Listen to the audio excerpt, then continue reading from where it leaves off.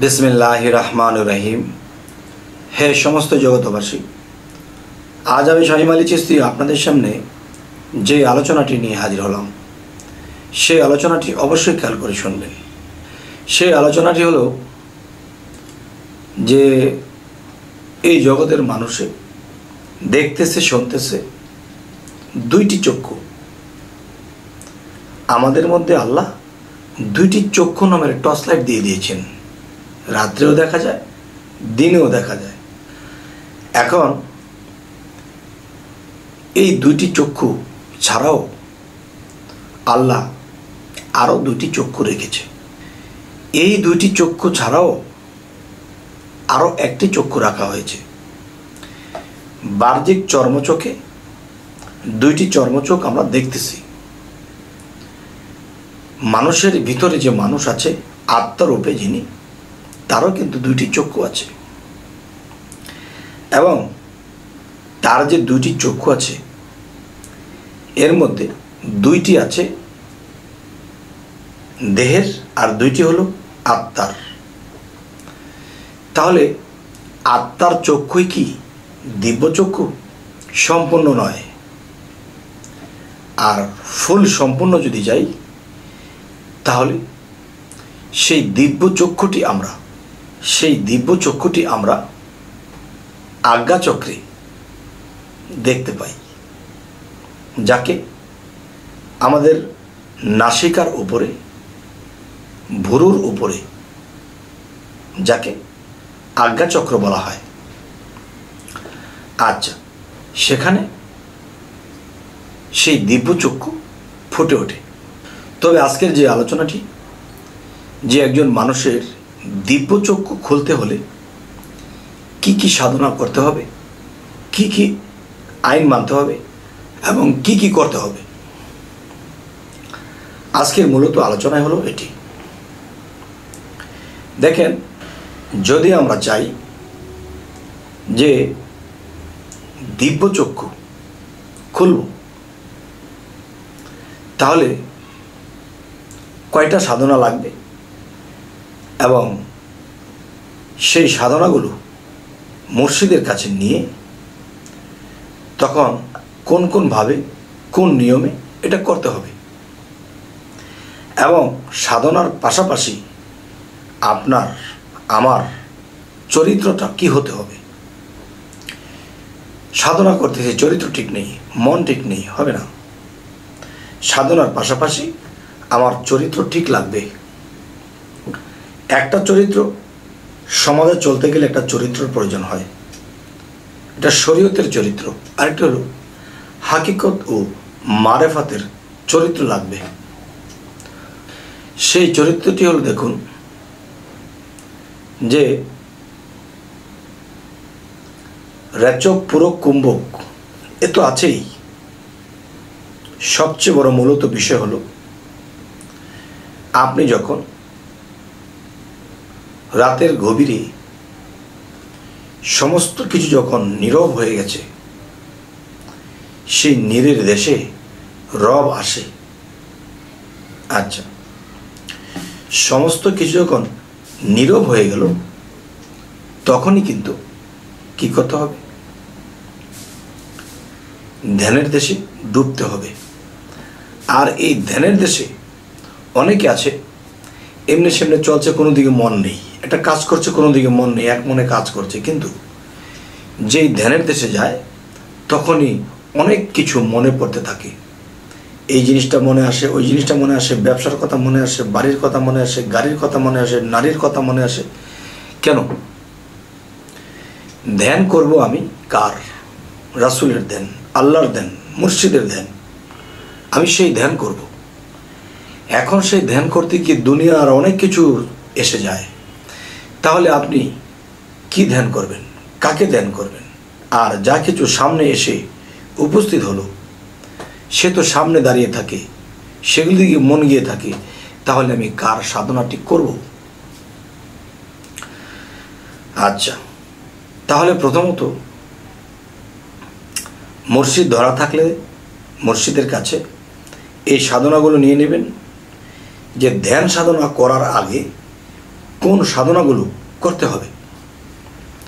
যেমন ধ্যান সাধনা করার আগে আপনার মানব দেহের মধ্যে 6টা লতিফা আছে।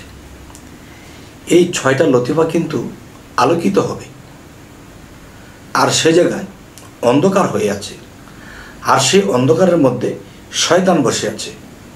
যখনই আমি ধ্যানের দেশে যাব তখনই শয়তান আমাকে অসুয়াশা দিতে থাকে, বিভিন্ন কিছু মনে করে দেয়। তখন আমি যার উদ্দেশ্যে ধ্যানে বসেছি তার খবর নেই, তাকে স্মরণ করছি না, আমি শুধু স্মরণ করছি কাকে? আমি শয়তানের প্রবঞ্চনায় পড়ে দুনিয়াবি আমার সামনে হাজির, এটা নিয়ে বসে আছি।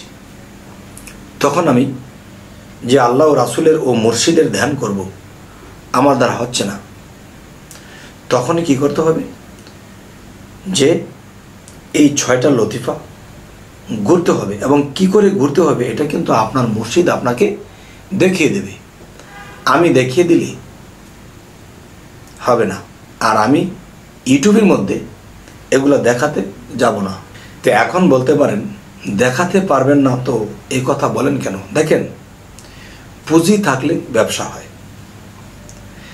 তাহলে আমার কথাটা যদি আপনার অজানা হয়ে থাকে, তাহলে এই কথাটা আপনি জেনেছেন যেহেতু এটা একটা পুঁজি হয়েছে, যান নিজের মুর্শিদের কাছে যাইয়া এই সাধনাগুলো চেয়ে নেবেন এবং কি করে করতে হয় তা জেনে নেবেন।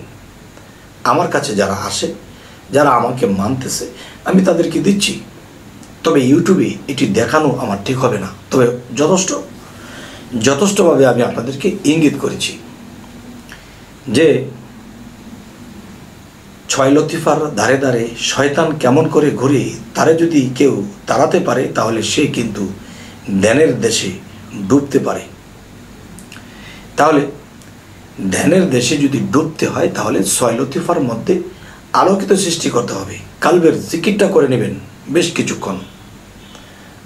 কালব রুহের থেকে কালবে জিকির করে এবং 6 লতিফার পাশে পাশে ঘুরে তখন আপনি নিজেকে আলোকিত করেছেন, নিজেকে প্রস্তুত করেছেন। এখন আপনার মন আল্লাহর দিকে আছে, রাসূলের দিকে আছে, মুর্শিদের দিকে আছে, তিনজনে মিলেই কিন্তু একজন। তবে যখনই আপনি মন একাত্র করেছেন তখনই কি করবেন? ধ্যানের দেশে এভাবে ডুবে যাবেন। যদি কেউ আটলান্টিক মহাসাগরের তলদেশে ডুবতে পারে তাহলে সে হীরার দানা টোকায় আনতে পারবে, আর যদি ভেসে যায় তবে আর তার দ্বারা হলো না। তো এখন আমি যে কথাটি আপনাদেরকে বলবো যে 6 লতিফার কাজ করে এরপরে আপনারা ধ্যানে ডোবার চেষ্টা করবেন। যেখানে আপনাদের 20 মিনিট 25 মিনিট লাগতো ডুবতে, সেখানে বসা মাত্রই 5 মিনিটের মধ্যে ডুবে যাবেন সেই প্রেমের অকুল দরিয়ায়, অকুল সাগরের তলায় ডুবে যাবেন। তখনই কিন্তু সাকসেস পাবেন, আর তখন ভিতরে আনন্দ জাগবে, আমি ধ্যানে ডুবতে শিখেছি। আর ধ্যানের মধ্যে ডুবে কি যে স্বাদ পাওয়া যায়, কি যে দেখবেন, কি যে হচ্ছে, তখন আপনি অপেক্ষায় থাকবেন কখন রাত্র হবে আর কখন আমি ধ্যানে বসব। এই স্বাদ যদি কারোর মধ্যে এসে যায়, সে না খেয়ে থাকবে, সে মানুষের বকাঝকা শুনবে, তবু তার ধ্যান সাধনা সে ছাড়বে না। কোনো একদিন এই সাধনা থেকে সে অনেক উচ্চ লেভেলে চলে যাবে। সুবহানাল্লাহ। তবে হে সমস্ত জগতবাসী, এই সাধনাগুলো যদি কি নিয়মিত করতে পারে এবং ধ্যান সাধনা সাকসেস করতে পারে এবং নূরে তাজাল্লির বেশি বেশি দর্শন হতে থাকে, তখন তার দিব্য চক্ষু খুলতে থাকবে, তার দিব্য চক্ষু খুলতে থাকবে। কখনো 1 চক্ষু, কখনো 4 চক্ষু, কখনো 2 চক্ষু, কখনো 1 চক্ষু। তখন অবশ্যই এই কথাগুলো দেখলে, এই জিনিসগুলো দেখলে কখনো নিজের গুরু ভিন্ন কাউকে বলতে নেই। যদি বলে ফেলেন তাহলে হারিয়ে ফেলবেন। অনেক মানুষ অনেক কিছু পেয়ে হারিয়ে ফেলেছে, তখন এখন কপালে থাবড়াইতেছে, হায় কি করলাম। তাই ঈসা আলাইহিস সালাম বলেছে, যার আছে তাকে আরো দাও, আর যার নেই বাকিটা কেড়ে নাও। কেন বলেছে? যে জিনিস রাখতে পারে তাকে দেয়, যে নষ্ট করে তাকে আর দেয় না, সে আর এত সাধনা করে তবুও সে দেখতে পারে না, তখন সে অনেক কষ্ট পায়। হয়তো কোনোদিন তওবা করলে, আবার সাধন শুরু করলে আবার আল্লাহ দেবে। একবার, দুইবার, তিনবারের শেষে কিন্তু আল্লাহ আপনাকে সহজে আর দিতে চাইবে না। তাই আমি বলবো এই কাজটি করতে হবে যে যা কিছু দেখবেন, যা কিছু পাবেন, কাউকে বলতে পারবেন না। যাই হোক, আমাদের চ্যানেলটি যদি আপনাদের ভালো লাগে তো অবশ্যই সাবস্ক্রাইব করে নেবেন। পরবর্তীতে আবার দেখা হবে। আল্লাহ হাফিজ।